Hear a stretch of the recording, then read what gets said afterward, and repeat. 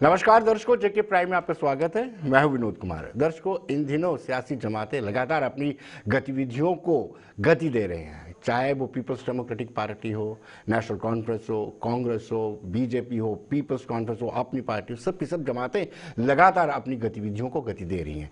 आज डॉक्टर फारूक अब्दुल्ला जम्मू के दौरे पर थे, लेकिन डॉक्टर फारूक अब्दुल्ला ने अपनी स्टेटमेंट में कहा है कि कहीं ना कहीं 2014 के बाद जब से केंद्र में बीजेपी की अगुवाई वाली एनडीए सरकार आई है, डेमोक्रेसी प्रिवेल नहीं कर रही है, लोकतंत्र का गला दबाया जा रहा है। ये उन्होंने कहा, इस पे चर्चा करेंगे। और इस चर्चा पे हमारे साथ मौजूद है भारतीय जनता पार्टी से doctor DK Devendra Kumar Manyal. Doctor साहब, आपका स्वागत है। एडवोकेट रविंद्र शर्मा जी, जो चीफ स्पोक्स पर्सन है कांग्रेस से, आपका भी स्वागत है। नम्रता शर्मा, जो अपनी पार्टी से हैं, नम्रता जी आपका भी स्वागत है।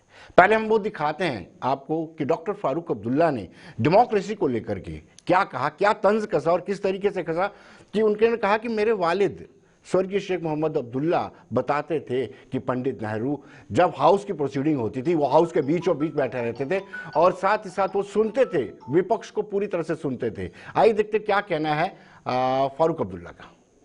मुअत्तल किए क्योंकि आपने बिल पास करने हैं, वो पास नहीं होंगे क्योंकि आपके कम नंबर हैं, इसलिए उनको पिछली पार्लियामेंट सेशन में जो आपने किया उस पर निकाला। ये डेमोक्रेसी अफसोस। अल्लाह करे कि वो वक्त आए कि ये इधर बैठे और हम इनको डेमोक्रेसी दिखाए कि हम आपको सुनना चाहते हैं और आप बोलिए जो बोलना चाहते हैं। अरे मुझे याद है, मेरे वालिद कहते थे जब जवाहरलाल बैठा रहता था हाउस में, आजकल के वजीर आजम हाउस में नहीं बैठते, जवाहरलाल बैठता था और लोहिया साहब ऐसे ऐसे हमले उन पे करते थे, जवाहरलाल खामोशी से सुनता। ये था कैरेक्टर ऑफ प्राइम मिनिस्टर, मादाए बर्दाश्त जिसे हम कहते हैं, एबल टू लिसन। आज वो एबल टू लिसन जो है गायब। आज कोई भी तैयार नहीं है वो बात सुनने के जो से, क्योंकि आजकल हमें सब चापलूस चाहिए जो सिर्फ मक्खन मारे। जनाब सूरज आज इधर से नहीं, जनाब आप आए सूरज इधर से निकलता। क्या बात, आज तो चांद चमक रहा है हुजूर, और आपके चेहरे पे जो नूर है, आहा, भगवान का भी ऐसा रूप है। ये तो हमारे लोग, और जब कल कुर्सी से उतर जाएंगे, न सूरज ही रहेगा, न रूप ही रहेगा, न वो लोग होंगे जो उनको मक्खन बांध। याद है, मैंने देखा मैंने वो नरसिम्हा राव का हाल देखा, जो कुर्सी पे था लोग पैरों में पड़ते थे, ये हमारा अंदाता है। और जब कुर्सी से उतर गया, वो स्टेज पे उसको जगह नहीं देते थे, ये बैठे, और डरते थे कि कहीं कोई देख ना ले कि यहाँ बैठा। डॉक्टर मन्याल ही, मुझे लगता है डॉक्टर फारूक अब्दुल्ला का जवाब डॉक्टर देवेंद्र मन्याल ही दे तो बेहतर होगा, क्योंकि डॉक्टर साहब सीधा सीधा कह रहे हैं कि कहीं ना कहीं डेमोक्रेसी नाम की कोई चीज़ नहीं है, और ये भी कहा कि आजकल प्राइम मिनिस्टर हाउस के अंदर बैठते ही नहीं हैं।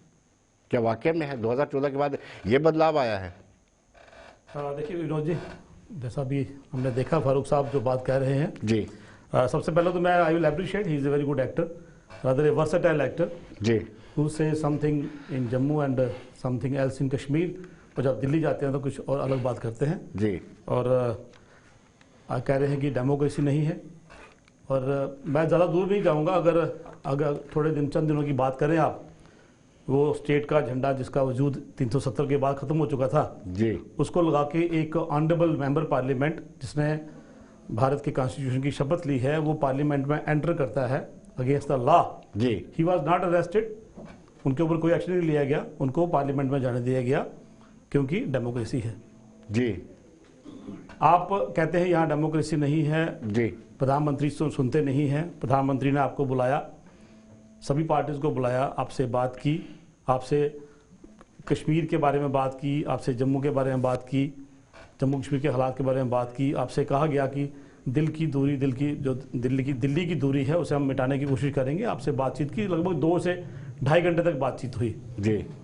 वो डेमोक्रेसी है जी। अब आप ये कहेंगे कि डेमोक्रेसी नहीं है, क्योंकि जो फारूक साहब हैं आज जैसे वो कह रहे हैं कि जब पावर में होते हैं तो कुछ और होता है, जब पावर से बाहर होते हैं तो कुछ और होता है।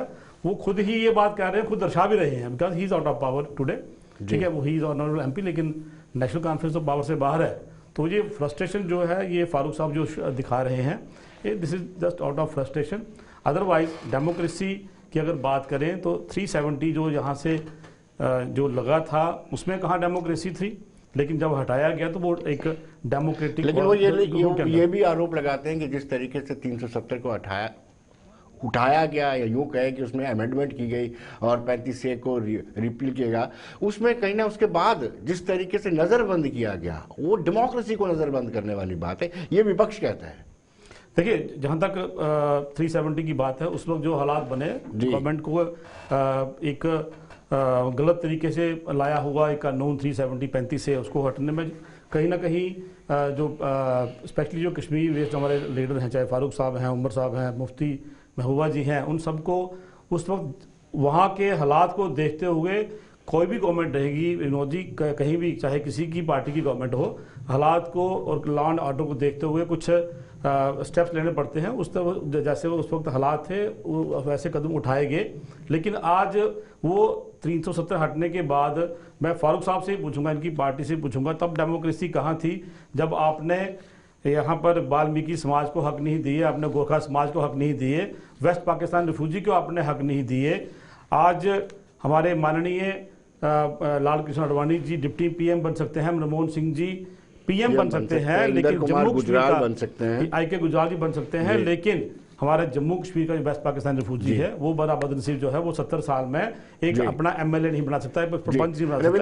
रविंदर जी से जानना चाहिए, रविंदर जी क्या वाकई में 214 के बाद 2014 के बाद डेमोक्रेसी में बदलाव आया, जो लोकतंत्र है उसमें चेंजिंग आई है?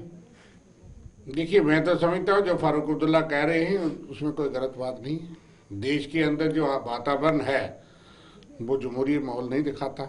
आप एक दादागिरी चलाते हो, और जम्मू कश्मीर में ही नहीं पूरे देश के अंदर। और फारूक अब्दुल्ला एक बहुत वेटरन पॉलिटिशियन है, हम उसकी विचारधारा कई मुद्दों से सहमत हो सकते हैं कि नहीं हो सकते, वो अलग बात है। लेकिन जो उन्होंने पंडित जवाहरलाल नेहरू के बारे में बात कही है वो तो वाजपेयी जी कह चुके हैं। वो तो किसी और के मुंह से विश्वास नहीं करेंगे, लेकिन भारतीय जनता पार्टी को वाजपेयी जी से कुछ सीख लेना चाहिए जी। कि वाजपेयी जी को भी मैं कहूँगा इस मंच से कि वो भी डेमोक्रेट थे, लेकिन आडवाणी जी को भी हम मान सकते हैं। लेकिन आज की जो भारतीय जनता पार्टी, आज की जो सत्ता है, मैं भारतीय जनता पार्टी को दोष नहीं देता, बाकियों की तो चलती नहीं मुझे लगता है। वहाँ 2 आदमी की हुकूमत नजर आती है, बाकी जो है वो मैं राजनाथ सिंह जी या बाकी लोग भी हैं, हम उनका सम्मान करते हैं, सबका पद का सम्मान होता है। लेकिन जिस तरह का वातावरण है उससे लगता है कि पार्टी के अंदर भी अगर कुछ लोग वरिष्ठ हैं, 3 लोग हैं, 301 कह लीजिए, 2 को छोड़ दीजिए, बाकी को छोड़िए, जो वरिष्ठ लोग हैं जी, लाल कृष्ण आडवाणी जी को भी हमने बहुत ही सम्मानजनक तरीके से देखा। उनके कई चीज़ों से हम असहमत हो सकते हैं, लेकिन इस देश के बहुत ही वयोवृद्ध पॉलिटिशियन थे। जब देश सरकार बनी, उनका मार्गदर्शक मंडल में जो सम्मान होता है वो हमको पता है, और इसलिए पार्टी के अंदर वो क्या करें क्या ना करें वो इनका मामला है। लेकिन जो देश के साथ और जम्मू कश्मीर में जो आपने कहा कि देश का लीडर ऑफ अपोजिशन, उसको सुप्रीम कोर्ट से आर्डर लेकर के आना पड़ा। उस वक्त गुलाम नबी आज़ाद, जिसके लिए ये कहते हैं कि बहुत अच्छे नेता थे हैं, लेकिन अगर वो भी अपनी रियासत में चीफ मिनिस्टर रहे और वो भी घूमने के लिए उनको सुप्रीम कोर्ट का आदेश है, उनको कहा गया उनसे लॉ एंड ऑर्डर प्रॉब्लम होती थी। राहुल गांधी या विपक्ष के नेता देश के आ जाएं, वो लोगों से मिलने जाए तो लॉ एंड ऑर्डर प्रॉब्लम होती थी, और यूरोपियन डेलीगेशन जो है उसको घुमाया जाए पार्लियामेंट का, और फिर आप कहीं।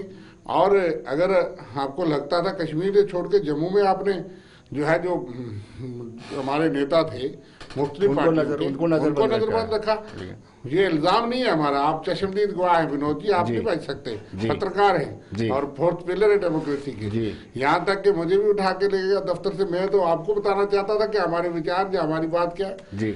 ये हुआ कभी कि कोई देश के, मैं भी देश विरोधी था, अगर मैं किसी पार्टी से हूँ, ये है वो मुख्तलिफ पार्टियों की बात हो सकती है। डेमोक्रेसी उन्होंने यहाँ का मादा बर्दाश्त, सरकार का कहते हैं कलेजा बड़ा होता है, सरकार को सुनना, सरकार को बहुत ही मादा रखना होता है। वाजपेयी जी ने कहा कि मैं जब विदेश मंत्री था, मैं इनको अपनी कहानी सुनाऊंगा, कांग्रेस की नहीं सुनाऊंगा, कि मैं चित्र देखा करता था पंडित नेहरू का दीवार पे पार्लियामेंट में। हमारी सरकार आई तो वो चित्र किसने चोरी से उतार लिया, और एक दिन नजर पड़ी कि वहां चित्र नहीं है, तो मैंने पूछा चित्र कहाँ, तो दूसरे दिन वो चित्र लग गया।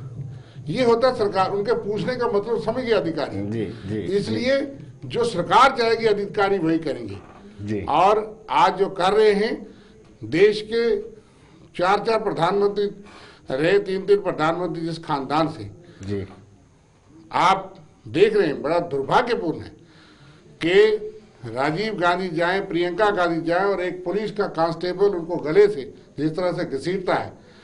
इंदिरा गांधी के साथ भी यही किया था, और हम सत्ता में 2.5 साल में आ गए थे। जो प्रियंका गांधी या राहुल गांधी के साथ, वो राजीव गांधी के पुत्र होने के बाद एमपी भी हैं, इंदिरा गांधी के पोते भी हैं, जवाहरलाल नेहरू जिस खानदान है, उसको उससे देश को खतरा है, वो प्रोटेस्ट नहीं कर सकते।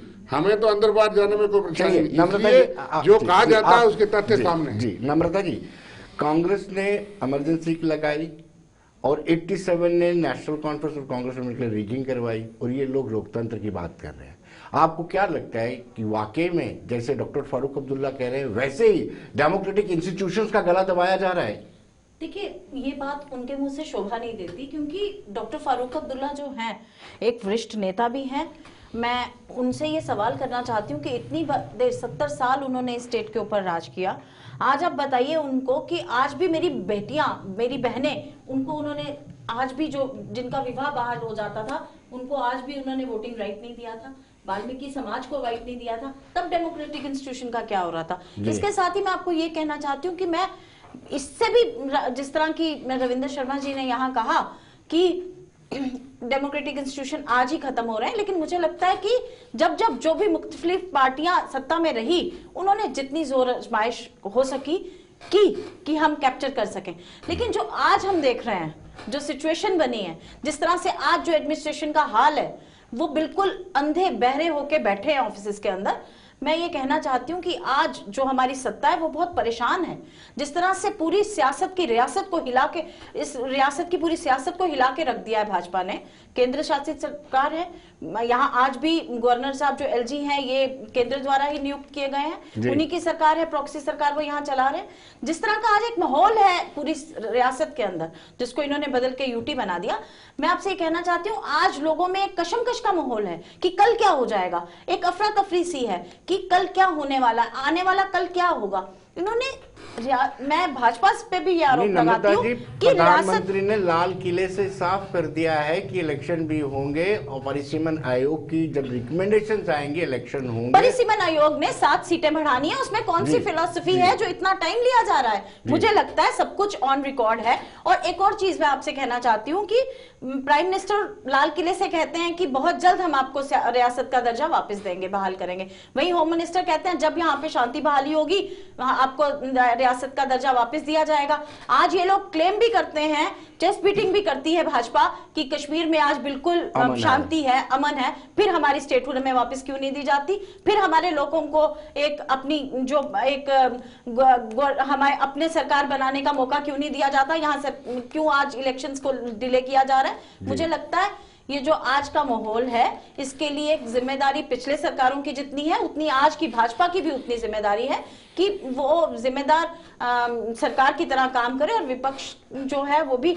और विपक्ष से डर जाना कहीं भी सरकारों का काम नहीं होता। विपक्ष का काम होता है कि सरकार को हमेशा ऑन टोज रखे, उसकी गलतियों को सामने लाए, उभारे, और सरकार का कलेजा इतना बड़ा होना चाहिए कि वो उन गलतियों को सुनने की ताकत रखे। डॉक्टर मन्याल, जैसे ही डॉक्टर फारूक अब्दुल्ला ने पंडित नेहरू को लेकर के कसीदे पढ़े और रविंदर जी भी उनकी तारीफ करने लगे, तो कहीं ना कहीं कहीं ऐसा तो नहीं है कि वाजपेयी जी की भी तारीफ की जी, इन्होंने वाजपेयी जी की भी तारीफ की, लेकिन ऐसा लगता है कि लोगों में निराशा जरूर है, नाराजगी जरूर है, क्योंकि आपके मैनिफेस्टो में यूटी तो कहीं नहीं था। लोग तारीफ करते हैं कि आपके मैनिफेस्टो में चाहे 2 मेंबर्स पार्लियामेंट थे तब भी 370 को हटाना है प्रायोरिटी पर था, लेकिन यूटी नहीं था। यूटी बनने से भी लोग नाराज है। ये मत सोचिए कि सिर्फ कश्मीर के, जम्मू के लोग भी नाराज हैं। हमारा युवा बेरोजगार है। नेहरू साहब की तारीफ करेंगे क्योंकि उनकी पार्टी के प्राइम मिनिस्टर रहे हैं, हमारे देश के प्राइम मिनिस्टर रहे हैं, मैं भी उनकी तारीफ करूंगा। लेकिन कहीं ना कहीं विनोद जी ये बात तो आती है, कल 6 दिसंबर को हमने बाबा साहब भीमराव अम्बेडकर जी का डेथ एनिवर्सरी मनाया, 26 नवंबर को संविधान दिवस मनाया। आप उस संविधान की बात करें, आप बाबा साहब अम्बेडकर की बात करें, जब फारूक साहब शेख साहब ने और जवाहरलाल नेहरू जी ने बैकडोर से 370 को इंट्रोड्यूस करने की कोशिश की, तो बाबा साहब अकेले ऐसे आदमी थे जिन्होंने इसको अपोज किया था। He was the law minister. तो मैं कैसे नेहरू जी की तारीफ करूं जिनकी वजह से यहाँ 370 आया और जम्मू कश्मीर के ऐसे हालात बने। आज जिस बात के लिए फारूक साहब परेशान है वो कहीं ना कहीं एक पारिवारिक राज था, एक फैमिली का राज था। वो फैमिली का राज जो है अब निकल गया है, खत्म हो गया है। उनको अपना आगे की जमीन भी खिसकती हुई नजर आ रही है। ये this is just out of frustration जो बातें निकल रही है। आप कश्मीर में रह के पाकिस्तान की बात करते हैं, पाकिस्तान से बात करें। आप पार्लियामेंट में जाके पाकिस्तान की तारीफ करते हैं, पाकिस्तान से बात करें। महबूबा मुफ्ती जो है वो कहती है पाकिस्तान से बात करें। हिंदुस्तान की पार्लियामेंट में आप पाकिस्तान की बात करते हैं, लेकिन आपको बोलने की इजाजत दी जाती है। This is democracy.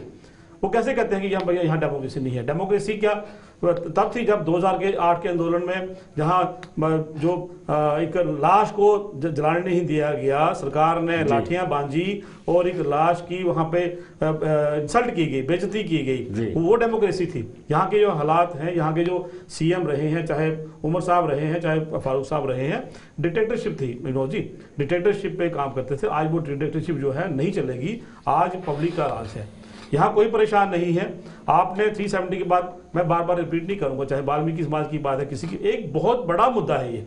70 साल की एक इतना बड़ा एक जो दब्बा जो है हमने बिठाया, आज उन लोगों को हक दिए हैं। आज अगर आप दूसरी तरफ आप बात करें तो डेवलपमेंट की बात करें, ठीक है, मैं मानता हूँ यूटी को हमने, ये जम्मू कश्मीर की स्टेट को यूटी बनाया। आज 5 साल में, 17 साल में आपके पास Jammu medical college, Srinagar medical college, आपके पास 3 मेडिकल कॉलेज जम्मू प्रोविंस में है, 3 मेडिकल कॉलेज नए श्रीनगर प्रोविंस में है, 2 और बनने वाले हैं, 8 मेडिकल कॉलेज बन रहे हैं आपके पास, कैंसर इंस्टीट्यूट बन रहा है आपका।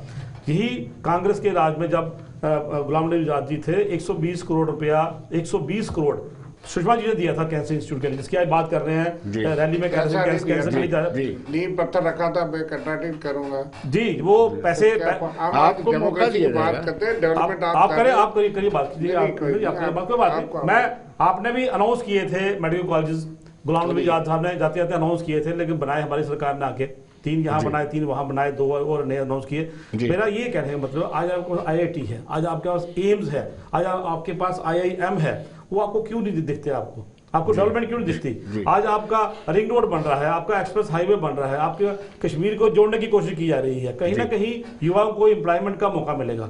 आज आपकी रिक्रूटमेंट में एक ट्रांसपेरेंसी है। भाजपा मैनेज करने में बड़ी माहिर है ना, जिस तरीके से आपके नेताओं को मैनेज कर लिया जाता है, जैसे बाबा साहब भीमराव अंबेडकर, उनका जब संविधान दिवस मनाया गया था तो आपके कुछ लोग उसमें शामिल नहीं हुए, तो भाजपा ने इसको कैच किया। लोह पुरुष की बात करें, सरदार पटेल जी की, उनको भी वो कैच कर रहे हैं। क्या लगता है? पहले तो मैं ये बता दूं, डॉक्टर साहब को शायद पता नहीं होगा, जब इतिहास के जानकार हों तो अच्छी बात है। डॉक्टर अम्बेडकर ने लिखा, I was surprised when I was made the member of the constitution drafting committee, but I was more surprised when I was made the chairman of the drafting committee. उसपे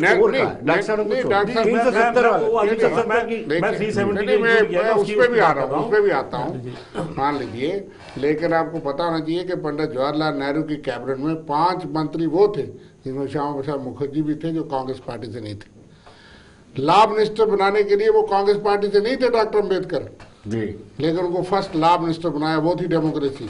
श्याम प्रसाद मुखर्जी हेल्थ मिनिस्टर थे, वो Congress party से नहीं थे, जनसंघ या जो आपकी हिंदू महासभा से थे। वो समझौता था कि नेहरू जी जब पाकिस्तान को जो समझौता बनाया कोई गया, नहीं था, समझौता था लेकिन मैं सुनिए डॉक्टर साहब, मेरी आप अपनी बात कंट्राक्ट मेरी कर लेना, लेकिन इतिहास लेके आएंगे। 5 लोग वो कैबिनेट मिनिस्टर थे जो बीजेपी, जिनके श्यामा प्रसाद मुखर्जी से लेके डॉक्टर अम्बेडकर जी और सारे लोग कॉन्स्टिट्यूशन को हम मानने वाले हैं, पूजा करने वाले नहीं है। आप लोह पुरुष ने तो आरएसएस को बैन किया जी, और उन्होंने चिट्ठी लिखी कि महात्मा गांधी की हत्या में उसके बाद उन्होंने बैन किया। वो हमारे deputy prime minister home minister है जी। आप चाहे जितना मैं देश को गुमराह आप भूल गए, उन्होंने याद रखा। नहीं भूलता नहीं, इनको आंखें भी याद आती है महात्मा गांधी की, लेकिन मुख में राम बगल में छुरी। अगर गोडसे होगा बगल में और मुख में राम होगा महात्मा गांधी की, इनके जरूर उनकी आत्मा को मानिए। नेहरू जी ने ही ये डेमोक्रेसी दिखाई है। अंबेडकर साहब के आइन को हम मानते हैं, आप किताब को पूछते हैं और उसी आइन की धज्जियां उड़ाते हैं। इसलिए हमने अंबेडकर साहब का नहीं है, उनको बनाने वाले, उनका सम्मान करने वाले उन्हीं के हाथों कॉन्स्टिट्यूशन बनाने वाले कांग्रेस पार्टी है। और मैं ये कहना चाहता हूं कि आप डॉक्टर अंबेडकर के बनाए उस कानून की रोज धज्जियां उड़ाते हैं। आपके, मैं कहना नहीं चाहूंगा, जजेस और बाकी लोग जो है वो उसको इंटरप्रेट रोज का आपको लेसन देते हैं, लेकिन इसलिए वो जो संविधान जो 26 नवंबर को जो ड्रामा करके देश को गुमराह करते हैं, हम कहते हैं सम्मान करिए, पालन करिए। लेकिन आपके लोग किताब का उस समारोह में शामिल नहीं होकर वो समारोह एक ढोंग था। हम तो उस समारोह को उसके बनाने वाले हैं, निर्माता हैं उनके, वो देश की आजादी और आइन के।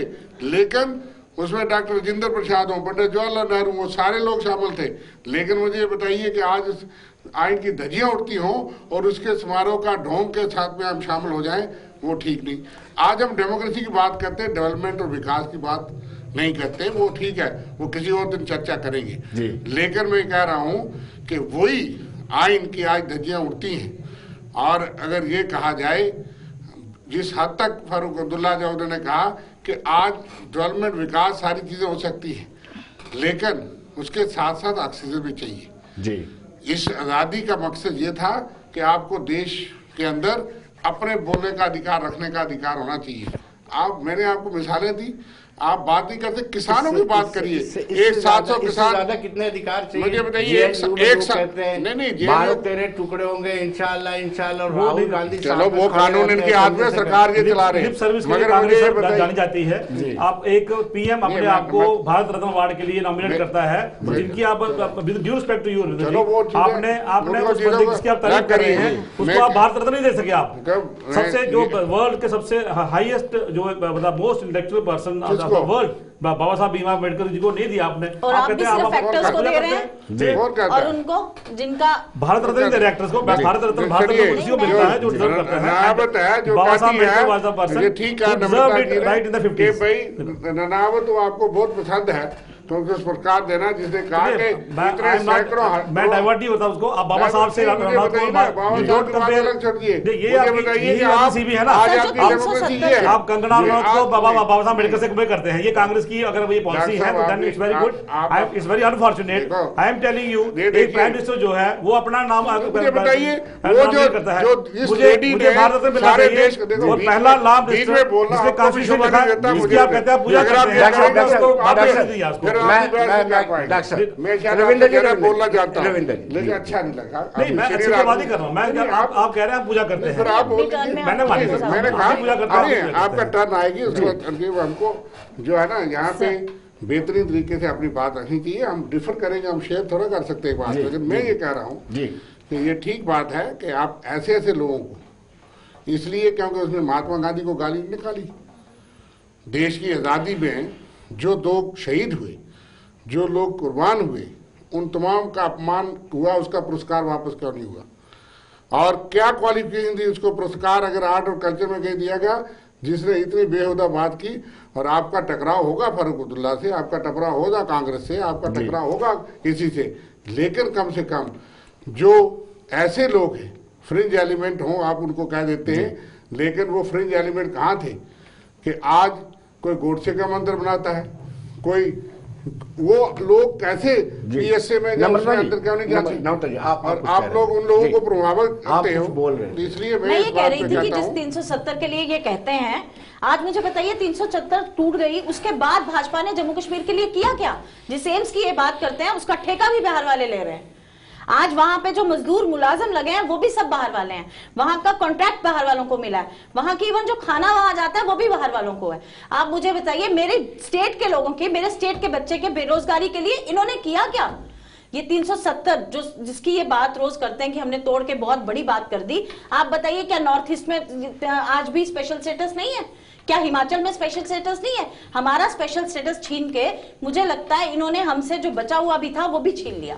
हमारा रोजगार हमारे बच्चे से छिन गया। आज किसान दुखी है, आज महिला दुखी है, आज हमारे पूरा जो ट्रेड है, वाइन ट्रेडर्स आज परेशान है, बाकी ट्रेडर्स आज परेशान है। आपकी पार्टी कहती है कि 370 कोर्ट के विचाराधीन है, इस पर टिप्पणी नहीं कर रही है, और आपकी वकालत लग रही है कि 370 वापस आना चाहिए। आपके बातों से लग रहा है कि 370 विनोद जी, वापस मैं आपको ये कह रही हूँ, मेरी पार्टी भी कहती है कि 370 हमारा स्पेशल स्टेटस था और it should be given back, लेकिन वो ये भी कहती है कि जो रोड मैप बाकी पार्टीज दिखाती हैं, कोई रोड मैप तो दिखाएं कि जो वोट के लिए लेके जाते हैं कि हाँ भाई ये रोड मैप है हमारा 370 वापस लाने के लिए। हम कहते हैं कि 370 दो ही तरीके से वापस आ सकता है, या तो पार्लियामेंट के थ्रू या फिर उसको सुप्रीम कोर्ट वापस दे सकता है। जब हम उसे पार्लियामेंट उसे वापस देगा नहीं क्योंकि प्रेजेंट डिस्पेंसेशन ने उससे हमें से लिया है, तो ये कहना कि आप हमें वोट दीजिए हम आपको 370 देंगे, ये बिल्कुल गलत है। हम तो इन्हीं से मांग करते हैं सरकार से कि आपने जो दर्जा हमसे छीन लिया, क्यों छीना गया? हम मांग करते हैं कि वो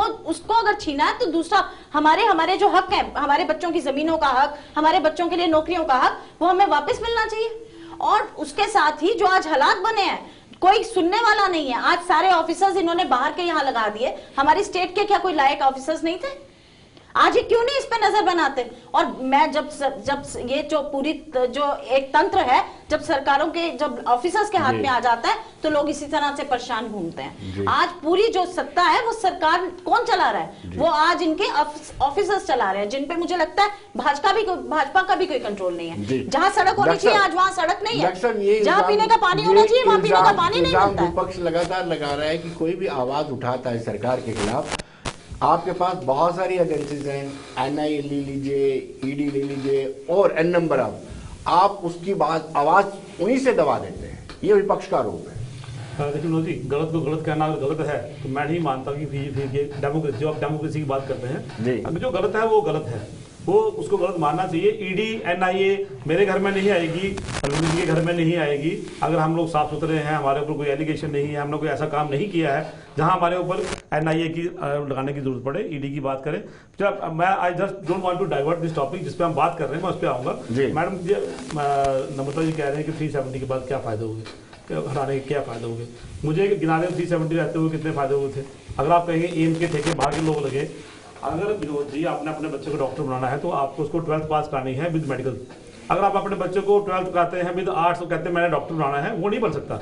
आप एम्स का ठेका जो है वो इतने बड़े बड़े काम है तो कि हमारे छोटों को भी बेरोजगारों को रोजगार दीजिए ना। सुन लीजिए ना, हमारे बड़े बड़ी जो कंपनियां हैं, बट जो जहाँ पे आपने 70 साल में ऐसे लोग ही तैयार नहीं किए, आपने ऐसे ठेकेदार नहीं तैयार किए, आपने 370 लगा के रखा कि यहाँ कोई बड़ा कोई ठेकेदार बन ना सके। बाहर से लाके उन्हें बड़ा ठेकेदार बना रहे हैं जी, बाहर से आ रहे हैं मैम, लेकिन जो ग्राउंड रियलिटी है पूरा आपने वाइन के ट्रेडर्स को खत्म कर दिया। आज मैं ऐसी कई महिलाओं को जानती हूँ जिनके आप एक बात का जवाब दे रहे हैं मुझे, फिर उसके बाद बात करेंगे ना। आज आपने माइनिंग खत्म कर दी। मेरी कॉन्स्टिट्यूएंसी में बन रहा है, सांबा में बन रहा है, हमारे डिस्ट्रिक्ट में बन रहा है, वहां पे 70% जो काम है, चाहे वो मशीनरी का काम है, चाहे वो मैकेनिकल काम है, चाहे वो मैनुअल काम है, वो सांबा के जम्मू के हमारे लोग कर रहे हैं। चाहे वो प्लम्बरिंग का काम है, चाहे वो इलेक्ट्रिशियन का काम है, चाहे वो गाड़ियों का काम है। आपका पर्सनल एक्सपीरियंस कुछ हो रहा, I don't know that, but मैं वहां कह रहा हूं कि वहां लोकल लोग काम कर रहे हैं। ठीक है, एजेंसी बाहर की है क्योंकि बहुत बड़ा काम था, कई हजार करोड़ का ये काम है, तो उसमें जो लोग क्वालिफाई करते हैं हमारी स्टेट में ऐसे लोग नहीं थे। ये तो एक डॉक्टर साहब समय का अभाव है। एक सवाल मैं लूंगा रविंद्र जी से, जैसे आपने कहा कि जब पहली बार सरकार बनी पंडित नेहरू के कार्यकाल में और बाहर से लोगों को भी मिनिस्टर लिया गया, काबीना में लिया गया, क्या आपको लगता है कि अभाव है इस सरकार में, डिक्टेटरशिप टाइप पे नेचर है और कुछ दबाने की बात की जाती है? देखिए, बात यह है कि ये पहली बार इतिहास में है जी। मेरे जीवन में कम से कम, और जितना मैं इतिहास जानता हूँ, जी। इतना बड़ा गैप है गवर्नमेंट और अपोजिशन के लोगों बीच के में। बीच। जी। गवर्नमेंट बनती है 30%, 35%, 37% वोट लिए हैं, लेकिन 63%, 64% लोग वो भी हैं जिनको छोटी छोटी पार्टियां, बड़ी पार्टियां, विपक्ष जो है रिप्रेजेंट करता है, जी। वो भी इस देश के नागरिक हैं। उनकी भाषा, उनकी बात वो तर्जमानी करते हैं। जैसे यहाँ पे आप देख लीजिए कि यहाँ पे टोटल डिस्कनेक्ट है। बीजेपी का कोई थोड़ा बहुत राब्ता हो ब्यूरोक्रेसी से तो हमें पता नहीं। लो लेफ्टिनेंट गवर्नर साहब मिलते हैं, उनको ही मिलते हैं 99% बीजेपी के, या उनके अपने कोई दूसरे जो स्पॉन्सर्ड लोग हैं वही मिलते हैं। लेकिन विपक्ष के साथ मनोज सिन्हा जी का थोड़ा सा राब्ता जरूर है, इससे पहले ये भी नहीं था। तो देश के अंदर भी ये नजर आता है कि ऐसा नहीं होना चाहिए। डेमोक्रेसी का मतलब ये है कि आपने सबको लेके चलना, सिर्फ स्लोगन नहीं देना, सबका साथ सबका विश्वास। वो स्लोगन देने में, जुमले में बहुत अच्छे माहिर हैं। क्या वाकई में डिस्कनेक्ट है, शाही से लोग नाराज हैं? बिल्कुल, उनकी आज परेशानियां मैं संक्षिप्त में कहना चाहती हूँ। आज आप मेरे साथ चलिए विनोद जी, आप चौथे पहरी हैं समाज के, आप चलिए मेरे साथ, मैं आपको ऐसे ऐसे दिखाऊंगी जहाँ सड़क पे सड़क है, लेकिन जहाँ जरूरत है वहां आज भी दलदल है। पीने का पानी उपलब्ध नहीं है लोगों को, आज बिजली नहीं है। किस अनकवर्ड एरिया और कवर्ड एरिया की ये बात करते हैं, ये कहते हैं टोटल 100% कवर करेंगे एरिया को। तो ये कहने का मेरा जो भाव है वो ये है कि सरकार का कनेक्ट जो होना चाहिए पब्लिक के साथ, वो बिल्कुल नहीं है इस सरकार में। जी नम्रता जी, समय का अभाव है, आप हमारे कार्यक्रम में आए। रविंद्र जी आपका भी बहुत बहुत, मनियाल साहब आपका भी बहुत बहुत। तो दर्शकों बने रहिए देश दुनिया की खबरों के लिए और मुझे दीजिए इजाजत। नमस्कार।